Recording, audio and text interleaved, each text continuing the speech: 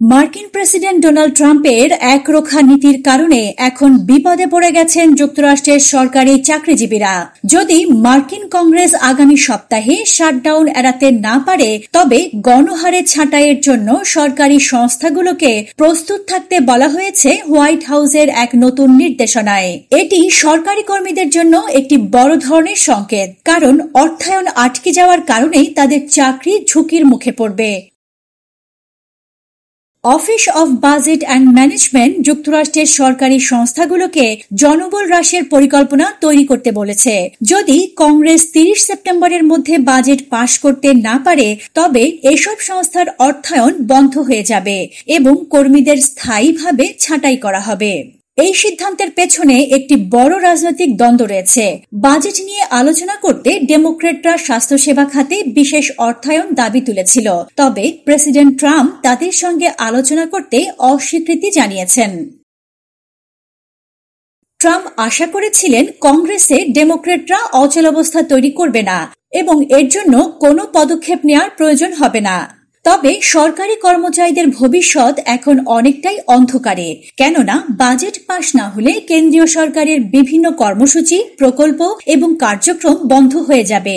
এমনকি জরুরি সেবাগুলো বিঘ্নিত হতে পারে, যা দেশের সাধারণ মানুষের জন্য বিরাট সমস্যা তৈরি করবে। এদিকে গত সপ্তাহে মার্কিন পার্লামেন্টের নিম্নকক্ষ হাউস অব রিপ্রেজেন্টেটিভের রিপাবলিকানরা এবং একজন ডেমোক্র্যাট মিলে সরকারকে তহবিল বজায় রাখার জন্য একটি স্বল্পমেয়াদী ব্যবস্থা পাশ করলেও সিনেটে ডেমোক্র্যাটরা বিলটি আটকে দিয়েছে। তারপরে ডেমোক্র্যাটরা নিজেদের পরিকল্পনা প্রস্তাব করে, যাতে স্বাস্থ্যসেবা খাতে কাটছাঁট বন্ধ করা এবং অর্থায়ন পুনরায় ফিরিয়ে আনার দাবি জানানো হয়।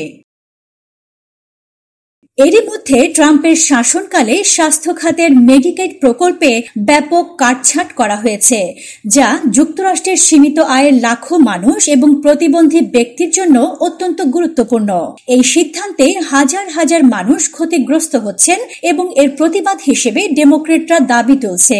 এদিকে ডেমোক্র্যাটরা অভিযোগ করেছে যে ট্রাম্প সরকার তাদের ভীতি প্রদর্শনের কৌশল ব্যবহার করছে।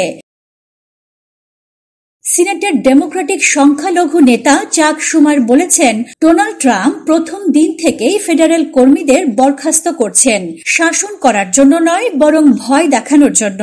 এটি নতুন কিছু নয় এবং সরকারকে তহবিল দেওয়ার সাথে এর কোনো সম্পর্ক নেই। প্রেসিডেন্ট ট্রাম্পের শাসনকালে একাধিক সরকারি কর্মীকে বরখাস্ত করা হয়েছে। জানুয়ারিতে প্রেসিডেন্ট হিসেবে দায়িত্ব গ্রহণের পর থেকে তিনি খরচ কমানোর উদ্যোগের মাধ্যমে হাজার হাজার ফেডারেল কর্মীকে চাকরি থেকে বরখাস্ত করেছেন। এই নীতি সরকারি কর্মচারীদের জন্য উদ্বেগের সৃষ্টি করছে, কারণ ভবিষ্যতে তাদের চাকরি নিয়ে অনিশ্চয়তা বেড়ে গেছে। সরকারি সংস্থাগুলোর বেতন ভাতা আটকে যাওয়ার ফলে কর্মচারীরা গভীর উদ্বেগের মধ্যে আছেন। কর্মচারীরা জানাচ্ছেন তাদের অগ্রাধিকারকৃত প্রকল্প এবং কাজ বন্ধ হয়ে যেতে পারে, যার ফলে দেশীয় সেবা মারাত্মকভাবে ক্ষতিগ্রস্ত হবে। এখন প্রশ্ন উঠছে, ট্রাম্পের এই একরোখা নীতি ও বাজেট অচলাবস্থা আরো কতদিন চালানো সম্ভব হবে। যদি কংগ্রেস শিগগিরই এই সমস্যার সমাধান না করে, তবে সরকারি কর্মচারীরা আরো বড় সংকটের মধ্যে পড়তে পারেন। পরিস্থিতি শান্ত করতে কংগ্রেসের কাছ থেকে তাৎক্ষণিক সমাধান আশা করছে মার্কিন জনগণ। পতাকা প্রহরী, বাংলাদেশ।